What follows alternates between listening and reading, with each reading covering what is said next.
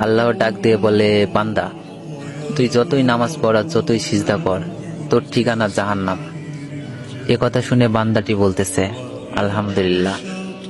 আল্লাহ বলে, এই বান্দা, জাহান্নামের কথা শুনে কেউ আলহামদুলিল্লাহ কয়? বান্দা বলে, আল্লাহ, জাহান্নামের মালিকও তুমি, জান্নাতের মালিকও তুমি। তুমি আল্লাহ যদি খুশি হয়ে আমাকে জাহান্নামও দাও, আমার আপত্তি করার কোনো অধিকার নেই। আল্লাহ বলতেছে, বান্দা, জাহান্নামে গেলে তুই পুড়ে যাবি, তোর কষ্ট হবে। বান্দা বলতেছে, আল্লাহ, কষ্ট শুধু আমার হবে না, তোমারও হবে।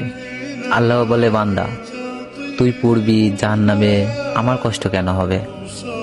বান্দা বলে, আল্লাহ, মায়ের কোলে সন্তান যদি পানিতে পড়ে যায়, তাহলে দুনিয়ার কোনো মাই যেমন দূরে দাঁড়িয়ে থাকতে পারে না, দৌড়ে গিয়ে বাচ্চাকে কোলে নেয়, আমার বিশ্বাস ওই মায়ের চেয়ে কোটি কোটি গুণ দয়া তোমার